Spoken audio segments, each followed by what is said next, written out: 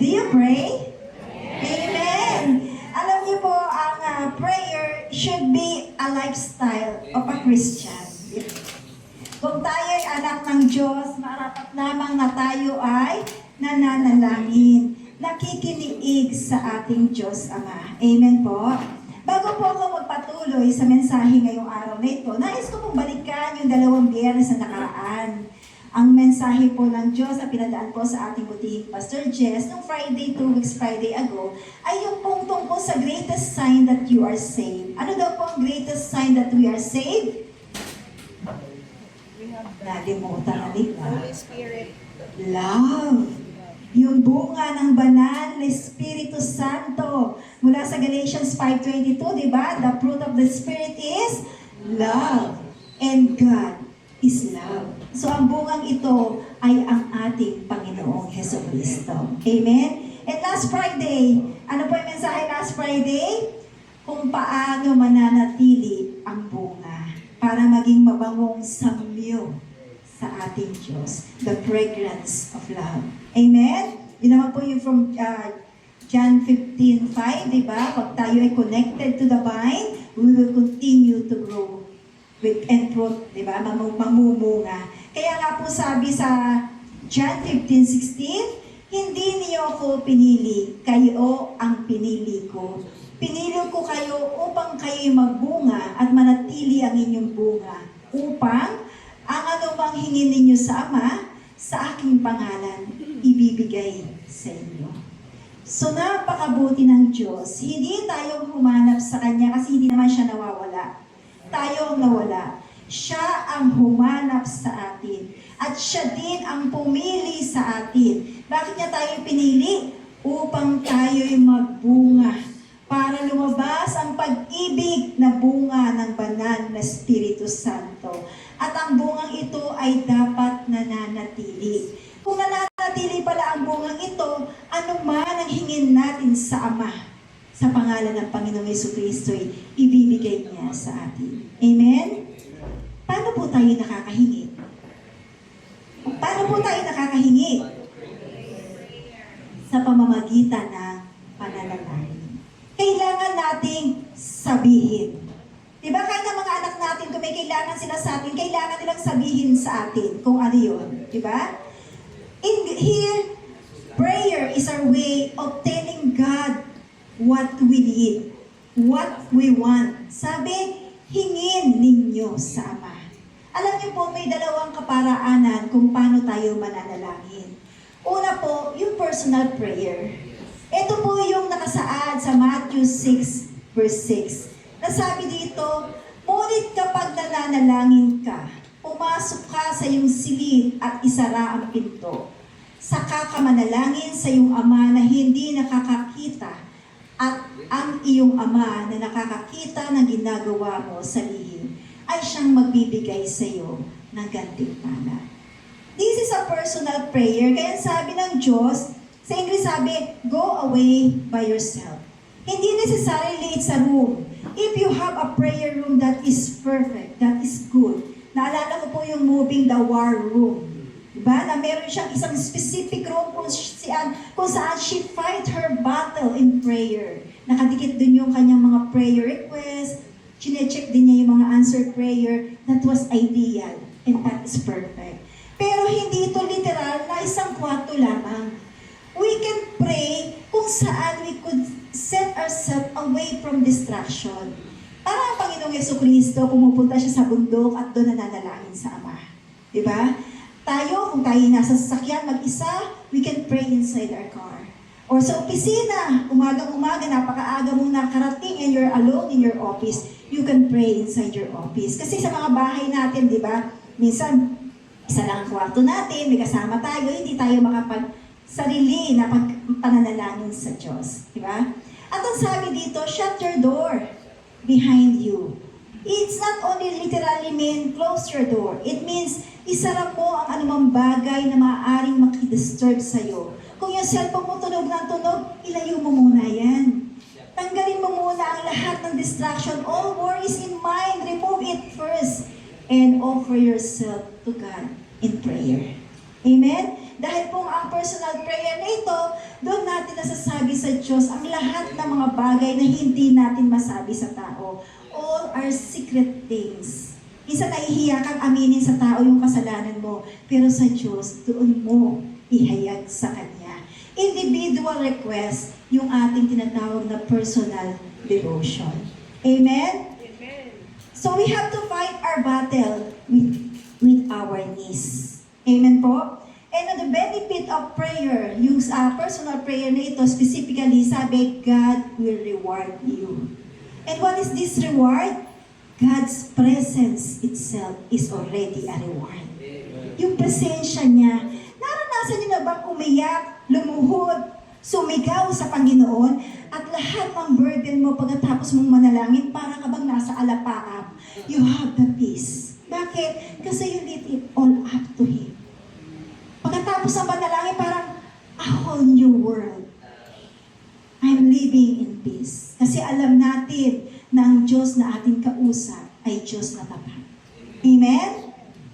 Kaya nga po sabi sa Matthew 7 verse 7, sabi po dito, anumang humingi kayo at kayo'y bibigyan. Humanap kayo at kayo'y makakatagpo.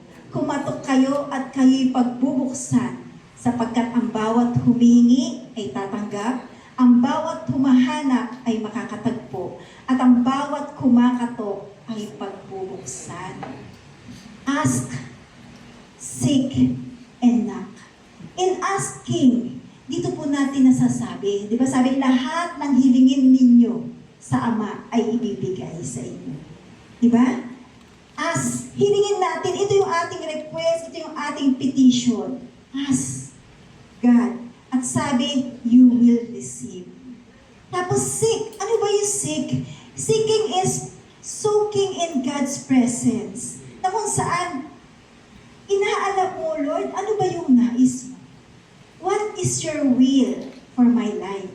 What is your will in me? Diba? You're seeking the presence of God when we seek Him. Gusto mong makita ang Kanyang nais. Gusto mong mai-align yung iyong panalangin sa Kanyang nais para sa atin. Because in seeking, tinatanong mo ang Diyos, Lord, ano yung nais? At yun naman pong knocking, what we do when we knock? Di ba, when we knock, ito yung pintuan, what we do when we knock? We're standing. In standing, waiting for the door to be open. In knocking, it means we're standing in hope. We're standing in the promises of God. At ang sabi niya, tayo ay pagbubuksan. Napakabuti ng Diyos. Amen? So huwag tayo magsawang humingi, humanap at kumatok. Dahil pangako niya, tayo'y kanyang pagbubuksan. Amen? Paano po tayo nananalangin? Sabi po sa John 14:13 to 14, ang anumang hingin ninyo sa aking pangalan ay gagawin ko upang maparangalan ng Ama sa pamamagitan ng Anak. Kung hihiling kayo ng anuman sa aking pangalan, ito'y aking gagawin. We pray in the mighty name of Jesus Christ. Amen?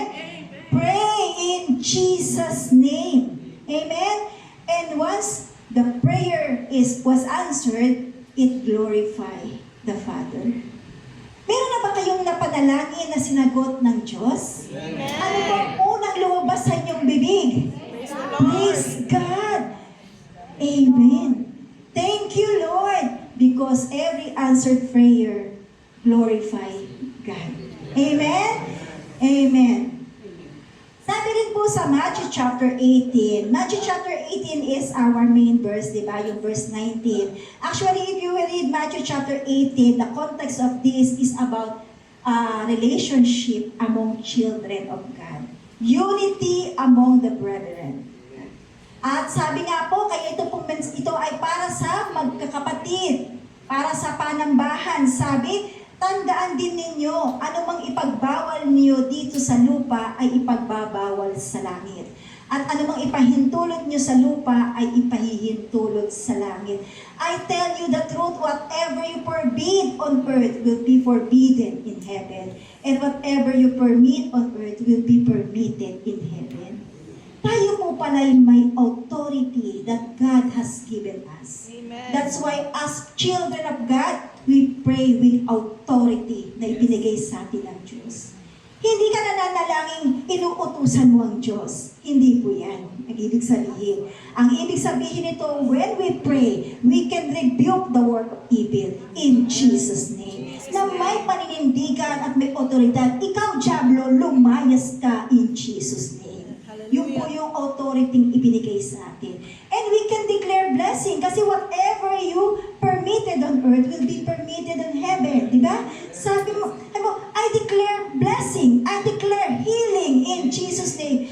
Blessing upon blessing. Victory upon victory in Jesus' name. We as a congregation, we are given the authority to pray and declare blessing. Amen? In Jesus' name. Amen po? So ngayon po tayo po idadako na sa ating main verse which is Matthew 18 verse 19 to 20. Sabi dito, tandaan ninyo kung ang dalawa sa inyo ay nagkaisa dito sa lupa sa paghingi ng anuman sa pananalangin, ito'y ipagkakaloob sa inyo ng aking Ama na nasa langit. Sapagkat saan man may dalawa o tatlong nagkakatipon sa pangalan ko, naroon ako kasama nila. Ito yung pangalawang klase ng pananalangin, the congregational prayer or the group prayer. Amen po? Sabi, nagkakaisa sa pananalangin. Bakit nga ba nais ng Diyos na tayo nagkakaisa bilang isang magkakapatid sa pananalangin? Because God wants His children to be united. Gusto niya, we are working harmoniously with each other. Amen? Kaya nga po sabi sa Psalms 133, how wonderful and pleasant it is when brother lives together in harmony. Napakaligaya at kahanga-hanga sa ating pagmasid ang nagkakaisa at laging sama-sama magkakapatid. Tayo rin po as human parents, di ba? Masaya tayo pag nakikita ating mga anak na magkakasama. Nasasaktan din po tayo pag alam natin ang ating magkakapatid ay ang ating mga anak ay magkakaaway. Di ba? Tayo ang unang nasasaktan. Ganon din po ang ama. Nasasaktan siya pag ang kanyang mga anak ay nag-aaway-away, nagkakagulo. Ang tanging nais niya, iisang pananampalataya, iisang pag-ibig sa isa't isa. Dahil itong harmony na ito, sabi, tulad daw ito ng isang a precious anointing oil. At para din daw po itong isang hamog sa umaga. Diba? Sabi niya sa Lamentation, His mercy is new every morning. Great is His faithfulness. Amen? And when there is harmony among His children, there the Lord has pronounced blessing. Alive everlasting. Amen? Dahil ang utos ng Diyos, magmahalan tayo mga kapatid. Amen? Amen. Kung kaya napakahalaga na ang mga magkakapatid ay nagmamahalan, nagkakaisa. Bakit nga ba napakahalaga ng group prayer? Sa atin, as a family, it encourages each other. Kung tayo sa mga kapatid natin sa pananampalataya, merong tamad manalangin, but when you encourage them to pray, masasanay na yan sa pananalangin. Naalala ko noong Wednesday, meron po tayo isang kapatid na nanalangin at sabi niya sa panalangin niya, nakakahiyaman po aminin, Panginoon, dati hindi ako marunong manalangin. Pero praise God. Hallelujah. Nakakapanalangin na.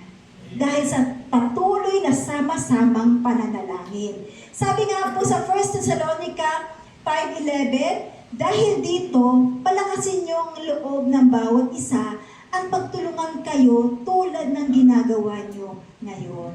Sa pananalangin sama-sama, tayo po'y nagkakatulungan. Tayo po'y nagpapalakasan. Pinalalakas po natin ang bawat isa. Kung may kapatid na nanghihina, halika tayo'y manalangin. At sa panalangin yun, lumalakas ang ating kapatid. Dahil sa dalawa o tatlong nagkakatipon, nandun ang Diyos na nagpapalakas sa atin. Amen? And prayer, together foster unity. Sabi nga sa Ephesians 4:3, sikapin niyong mapanatili ang pagkakaisa na kaloob ng Espiritu sa pamamagitan ng kapayapaang nagbubuklod sa inyo. Iisang pananampalataya, one faith, one body in Christ Jesus, united in Christ Jesus. Amen? Kaya po mga kapatid, talaga namang napakasarap at nararapat lamang na ang mga magkakapatid ay sama-samang nananalangin. Sabi nga po sa John 17:22, binigay ko na sa kanila ang karangalang ibinigay mo sa akin, upang sila'y ganap na maging isa, tulad mo at ako ay iisa.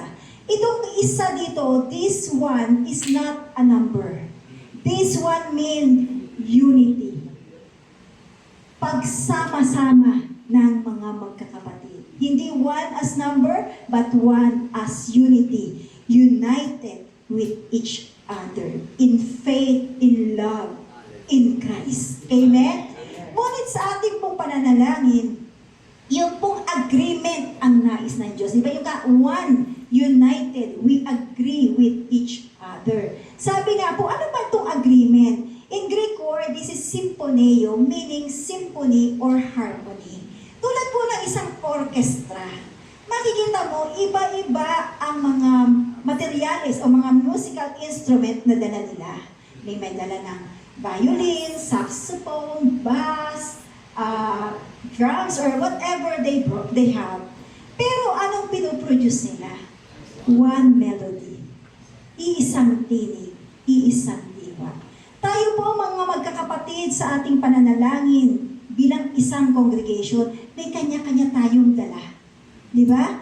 May dala na mayroong may sakit, mayroong may sama ng loob, mayroong mga hinihiling sa Diyos. Iba-iba man ang ating dala, dapat sa pananalangin, tayo'y nagkakaisa. Amen? One sound, one harmony, isang panalangin, iisa sa Panginoon, isang diwa. Amen po? Naalala ko po, alam niyo po, tuwing Wednesday, meron pong prayer meeting, di ba? Ilan sa atin ay dumadalo sa prayer meeting. At dito po sa Bahay Panambahan, bago magpasimula ang gawain, meron po tayong congregational prayer. Alam niyo po, sa prayer meeting pong aming ginagawa tuwing Wednesday, may kwento ko lang kung paano ito nangyayari doon sa mga hindi po nakakasama sa prayer meeting. No?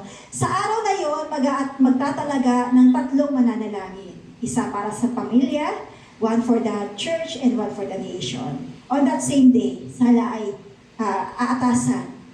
So, sa simula ng gawain, magkakaroon ng pag-awit sa Panginoon, opening prayer, then awit, and then short exhortation, and then sisimula na po yung pananalangin sa pamilya, sa iglesia, at sa bansa, at ito po isasarado ng closing prayer.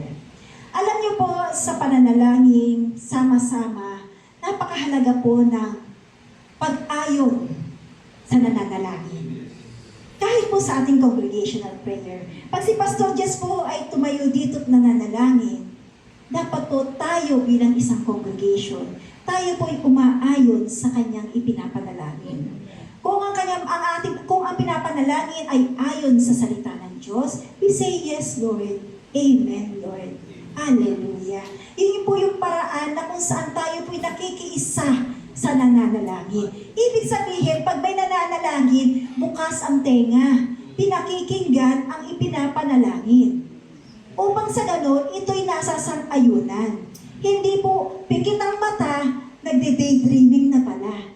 O nananaginip ka na. Di ba? So, pikit ang mata, nakikinig sa panalangin, at umaayon sa panalangin, ibinuka ng bibig ng namumuno sa pananalangin. Kung ito'y ayon sa salita ng Diyos. Paano Lord, kung ang panalangin naman ay mali? Ang sabi po sa Biblia, hindi alam ng tao kung ano ang kanyang sasabihin. Ngunit ang banal na Espiritu Santo ang magtatama at magtuturo sa atin kung paano manalangin. Ang sasabihin natin, O Lord, Holy Holy Spirit, ikaw po ang magtama sa kanyang panalangin. In Jesus' name. Amen? So therefore, nakikiisa pa rin tayo sa pananalangin. Amen? Sa taatasan namang na manalangin, mga kapatid, sa prayer meeting, medyo lakasan naman po ang boses. Kasi minsan po, hindi ko talaga marinig. Hindi ko kayo maayunan. Di ba? So medyo lakasan po yung boses, loud enough that everybody in the congregation able to hear what you are praying. Amen po? Amen. Amen. Amen. So sabi nga po sa Amos 3, verse 3, maaari bang magsama sa paglalakbay ang dalawang taong hindi nagkakasundo? Maaari ba? Maaari. Kamusta naman? Kamusta naman po ang paglalakbay kung ang inyong kasama ay hindi nyo kasundo? Masaya ba? Ha? Siyempre hindi masaya. Di ba? Pero kaya nga sabi ng Diyos, tayong magkakapatid, sama-sama at nagkakaisa. Amen? Para ang ating panalangin ay maging mabangong samyo sa ating Panginoon. Amen? Amen. At alam niyo po ba ang buhay, this life is a journey. Hindi po ito nasusukat nung gaano katagal ang buhay mo, gaano kahaba ang nilakad mo. Ito po yung nasusukat kung sino ang kasama mo sa buhay na ito. Amen? Kung ang kasama natin ang Diyos, no question asked. Everything is perfect. Life is perfect with God. Amen po? Amen. Kung kaya po, ngunit may isang paalala po. When we agree in prayer, it should be aligned in the will of God. Sabi po sa 1 John 5:14-15, hindi tayo nag-aatubiling lumapit sa Kanya dahil alam nating ibibigay niya ang anumang hingin natin kung ito'y naaayon sa kanyang kalooban. At dahil alam nating pakinggan nga niya tayo, alam din nating ibibigay niya ang lahat ng hinihiling natin sa kanya. Amen? Paano po natin malalaman ang ating panalangin is in line with His will? Paano? Kung hindi mo po nababasa ang Biblia, hindi mo po malalaman. Kung hindi ka po nakikinig ng kanyang salita, hindi mo po malalaman. For us to know His will, we have to read His Word. We have to listen to His Word. When there is preaching, makinig. Huwag patulog. Makinig upang marinig mo ang nais ng Diyos sa ating buhay. So that we know what is God's will and what are His promises in our life. Diba? Kasi po hindi lahat ng hiling natin maaring naka-align sa Kanyang salita. Tapos pinipilit mo, Lord, ito yung gusto ko eh. Sa panalangin, ito talaga Lord yung gusto ko. Halimbawa, sa inyo, sa isang pamilya. O nga, matagal na akong OFW, dapat may negosyo na ako sa Pilipinas. So sabi ko sa mga anak mo, sa asawa mo, tayo yung manalangin. Hiniling natin sa Diyos ang isang negosyo. Tapos may lumapit sa inyo, nag-offer ng business. Ang business is Lotto outlet. Tapos ngayon, sabi mo, Lord, lumuhod ka. Kasama ang iyong pamilya, Lord, gusto ko po talaga yung magandang lugar doon para po maraming tataya sa Lotto. Teka nga, Lotto is a gambling. Is that aligned to the will of God? No. Why you have to pray for it? Iniiyak mo pa sa Diyos. Diba? Kaya mga kapatid, we have to know the will of God so that even our prayer is aligned to His will. O sa isang babae naman, sabi mo, Lord, pagod na ako sa aking asawa. Gusto ko na siyang hiwalayan. O, amen? Ano amen?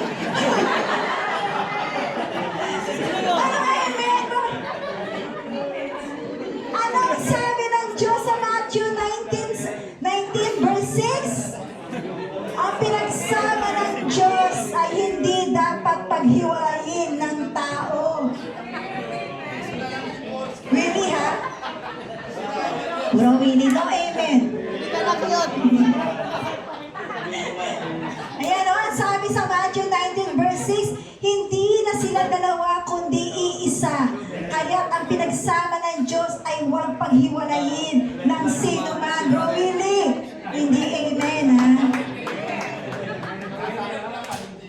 Ano dapat na panalangin natin sa asawang matigas ang ulo? Lord, touch his heart. Because only God can change a person. Amen? Yun dapat ang ating panalangin. Amen po.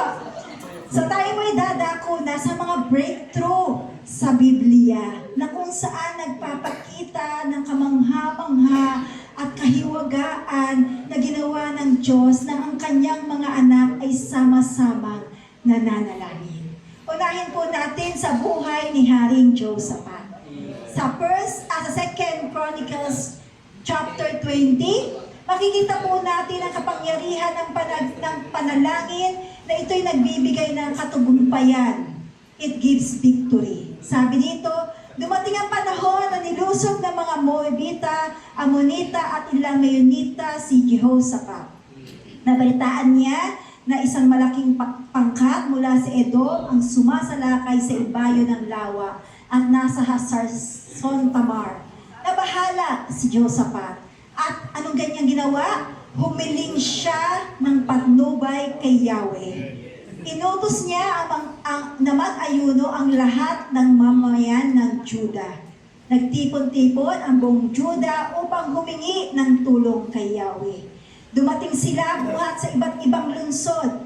Tumayo si Jehoshaphat sa harap ng mga taga-Juda at Jerusalem na nagtitipon sa bagong bulwagan ng templo.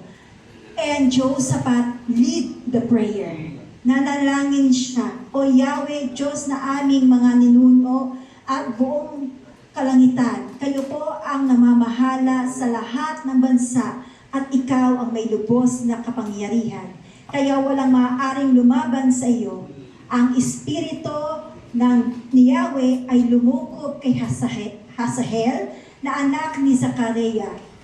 Sinabi niya, makinig kayo, Haring Jehoshaphat, at kayong mga taga-Juda at Jerusalem. Ganito ang sinasabi sa inyo ni Yahweh, huwag kayong matakot. Ni masiraan ang loob dahil sa maraming kaaway. Ang Diyos ang makikipaglaban at hindi kayo. Amen. The battle belongs to God. Amen. The battle is not ours. It belongs to God. When we are terrified, seek God. Fasting, tulad na ginawa ni Jehoshaphat, he called the nation to fast. At sama-sama silang nanalangin, nagtipon ang buong bayan para manalangin. Amen? And what happened when they gathered together in prayer? Tunay nga, God bring victory. Kamangha-manghang tagumpay, pinagtagpo ng Diyos ang mga kaaway nila. Nag-away-away silang hanggang sila'y winasa. Yung tatlong bayan, Meunites, Ammonites, and Moabites, silang tatlo ang nagkasalubong at silang nagpatayan. So, di ba nakita natin, ang Diyos ang nagbigay ng katagumpayan. Amen?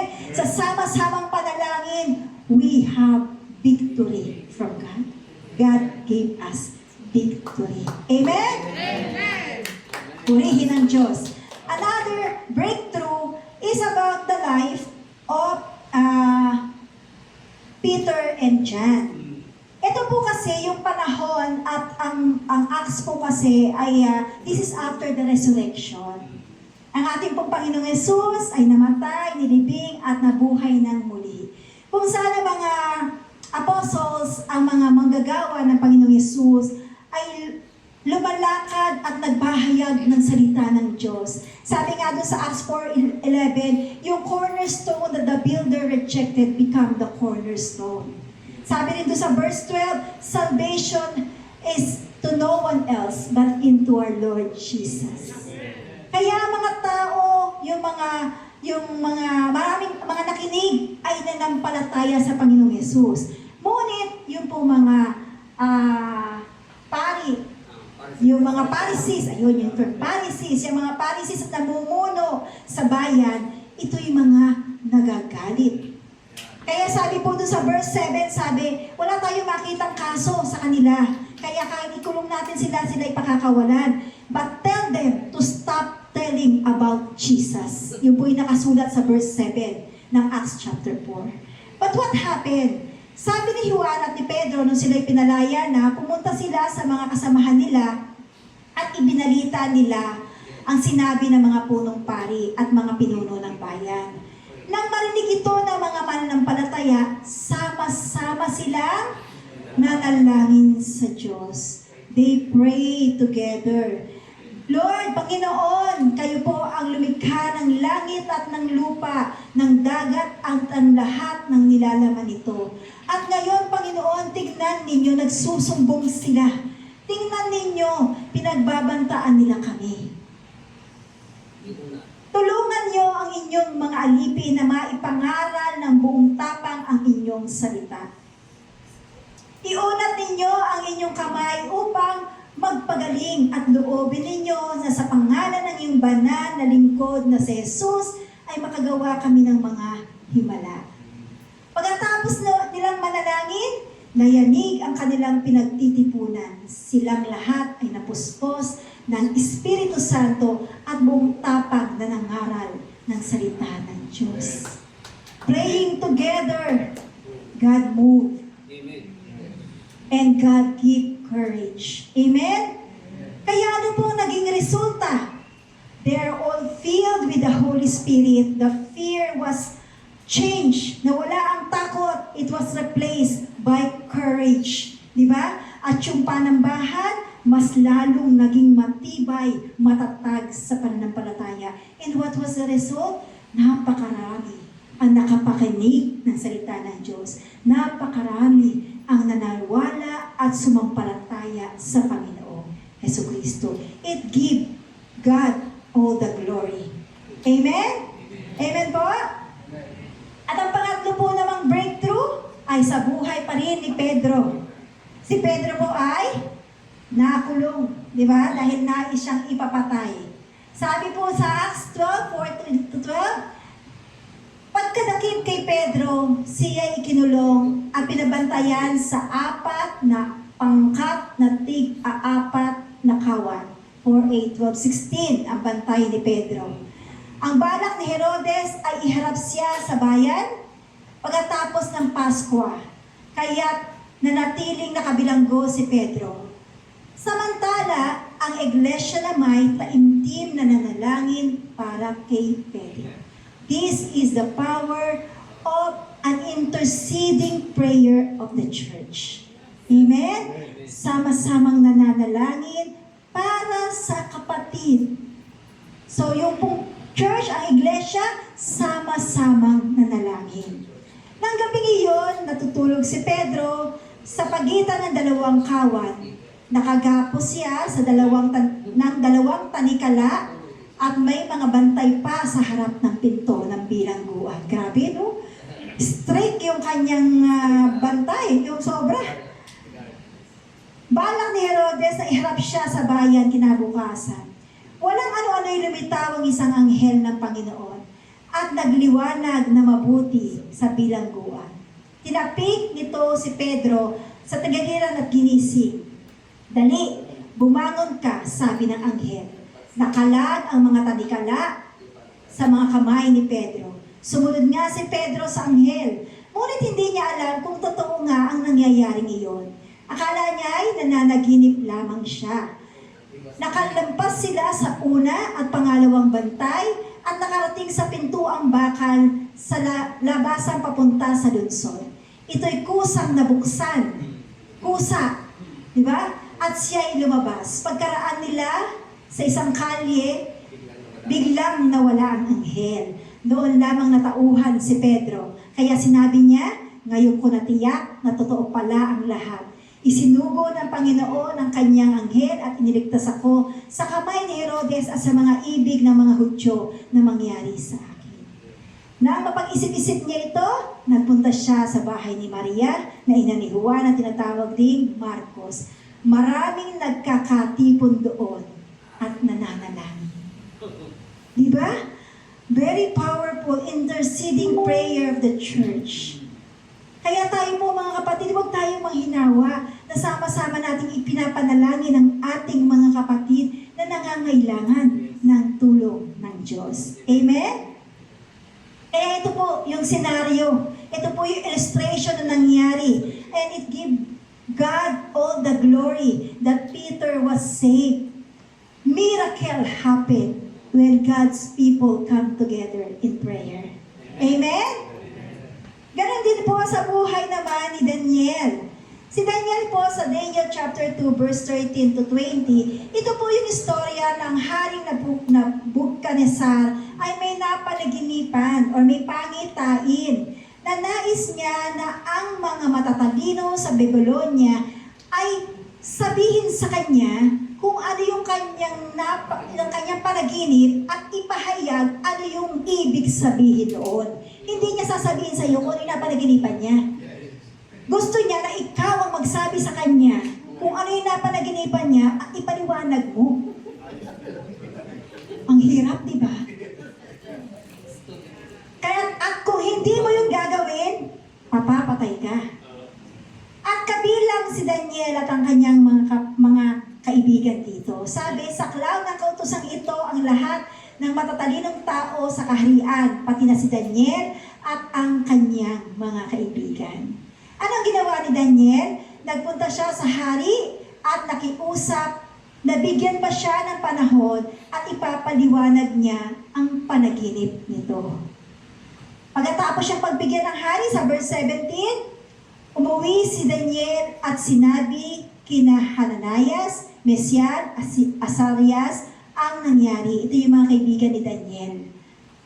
Hiniling niyang sama-sama silang manalangin sa Diyos ng kalangitan tungkol sa hiwagang ito upang hindi sila patayin kasama ng mga matalinong tagapayo ng Babylonia. Nang gabing iyon, sa pamamagitan ng pangitain ay inihayag ng Diyos kay Daniel ang nasabing hiwaga. Kaya nagpuri siya sa Diyos ng kalangitan. Purihin magpakailanman ang pangalan ng Diyos pagkat siya'y marunong at makapangyarihang lubos. When we pray together, God bless us wisdom. Amen? Maging sa pananalangin, hindi natin alam ang ating sasabihin. Ang banal na Espiritu Santo ang magtuturo sa atin. Amen? True enough, di ba? When we pray together as children of God, it gives us victory tulad sa buhay ni Haring Jehoshaphat at ng buong Judea. Amen? And it gives us courage and power tulad po sa buhay ng mga apostol na nais ibahagi ang salita ng Diyos. And it gives and shows miracle tulad sa buhay ni Pedro. At ganun din po, it brings wisdom. Amen po? Ayan po yung ang pinakamagandang bahagi sa pangyayari kay Daniel, ang sabi ni Haring Jehoshaphat sa kanya, tunay na ang Diyos mo ang pinakadakila sa lahat ng mga Diyos. Ang Panginoon ng mga hari, siya ang tagapagpahayag ng mga hiwaga, kaya na ipahayag mo ang hiwagang ito. Everything goes back to the glory of God. Amen? Amen. So alam niyo po mga kapatid, sa bawat panalangin natin, God moves. God answers prayers. Amen? Sabi nga po sa 2 Chronicles chapter 7 verse 14, sabi po dito, ngunit kung ang bayang ito na nagtataglay ng aking karangalan ay magpapakumbaba, mananalangin, hahanapin ako at tatalikuran ng kanilang kasamaan, pakikinggan ko sila mula sa langit. Patatawarin ko sila sa kanilang mga kasamaan at muli kong pasasaganahin ang kanilang lupain. God has given us our own role. If my people who call by my name, sinasabi ng Diyos, mga anak, hindi ko kayo ginawang robot. I give you free will to decide if you humble yourself. Ika'y patatawarin ko. Tulad po sa nangyari sa bayan ng Ninive. Sa istorya po ng Jonas. Kilala niyo si Jonas, di ba? Yung chapter 1, chapter 2, ito po yung niluloko siya ng isda kasi siya po yung matigas ang ulo, ayaw niya sumunod sa utos ng Diyos. Pero eventually, sumunod naman siya sa chapter 3. Si Jonas po ay pinadala ng Diyos sa bayan ng Ninive upang magbigay ng warning. Ang warning ng Diyos ay wawasakin ang bayan ng Ninive after 40 days. After 40 days, wawasakin ang bayan ng Ninive. Ngunit nang ito'y marinig ng hari at ng mga tao sa Ninive, ang buong bayan ng Ninive ay nagbalik loob sa Diyos. Nagdasal ng magkakasama. They humble before God. At tulad ng pangako ng Diyos, patatawarin Kanya. At pinatawad nga ng Diyos ang bayan ng Ninive. Hindi niya ito winasak. At anong naging reaksyon ni Jonas? Nagalit po si Jonas. Ay, bago doon, ito sabi, nakita ng Diyos ang kanilang pagtalikod sa kasamaan, kaya hindi niya pinarusahan ang mga ito tulad ng una niyang sinabi. Sa pangyayaring ito, nagalit si Jonas. Sabi na nga ba kaya ayoko pumunta ng Ninive Kasi patatawarin mo naman sila because God never changed. He is loving and faithful. He is loving, merciful. God, di ba? Sabi ni Jonas, mabuti pang mamatay na lang ako sa ilang. So nagpunta siya sa disyerto, sabi niya, doon na lang ako mamatay. Ang ginawa ng Diyos, nagpatubo siya ng pulo, kung saan nagkaroon ng lilim si Jonas, naginhawahan. Kinabukasan, pinatay ng Diyos yung puno. Galit na naman si Jonas. Minsan ganyan tayo no? Minsan ganyan tayo sa Diyos Pag binigyan yung hiling natin, natutuwa tayo. Pagka medyo nagagalit tayo. Pero anong sabi ng Diyos? Ginawa yun ng Diyos upang ipaliwanag kay Jonas ang kanyang naging desisyon.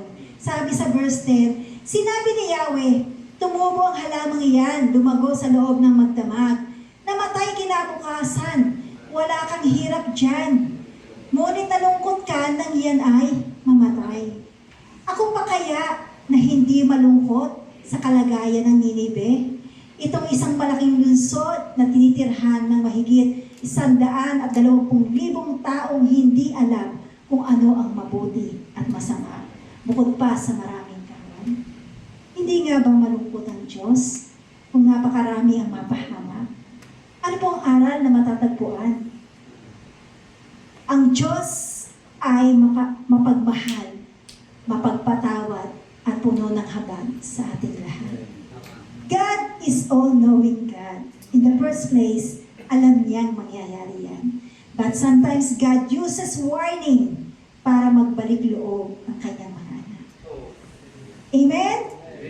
Hindi lamang po sa sama-samang panalangin, binabago ng Diyos ang sitwasyon para tayo'y manambalik sa Kanya. Maging sa ating personal life. Maging sa ating personal prayer. Tulad po sa buhay ni Haring Ezekias. Sa Isaiah chapter 38. Dito po, pinadala ng Panginoon, ng Diyos na si Yahweh, si Isaiah, upang sabihin kay Haring Ezekiel na ayusin mo iyong bahay kasi mamamatay ka na. Diba? Minsan sinasabi ng mga doktor yan, wala nang pag-asa, mamamatay ka na. Ngunit anong ginawa ng hari? Lumuhod siya sa Diyos at nanalangin ng taimtim. Hindi pa man natatapos ang kanyang panalangin, pinabalik ni Yahweh si Isaiah. At sinabi, bibigyan pa kita ng karagdagang 15 taon ng buhay. Hallelujah. Amen? Minsan napapaisip tayo, can I change the heart of God when I pray? No. God's heart is constant, loving Father. He knows what is good for you and for me. Alam niya ang ngayon, ang bukas, at ang magpakailanman. Sabi nga niya sa Romans 9:15-16, sapagkat ganito ang sabi niya kay Moises, mahabag ako sa nais ko, kahabagan.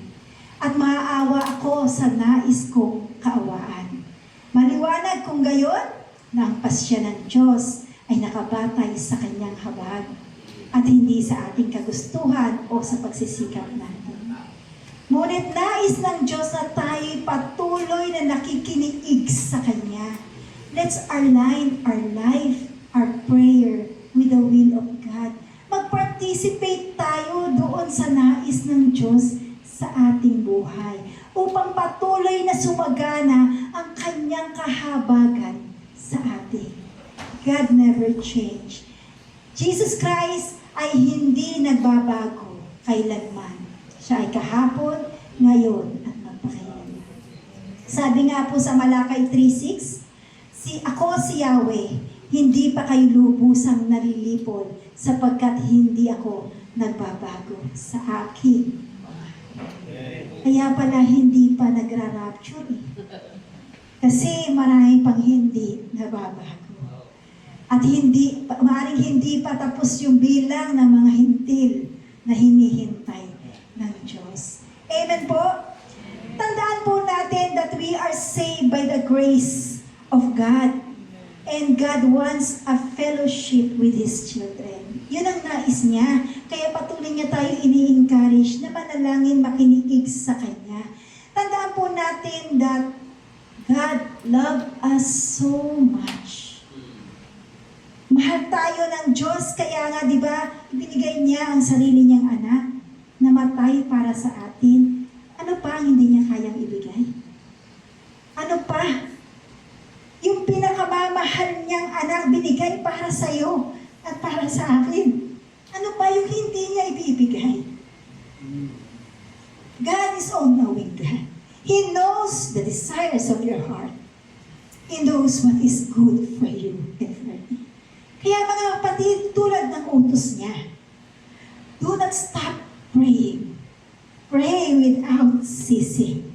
Patuloy tayong manalangin sa Panginoon dahil ang Diyos ay banal at dakila.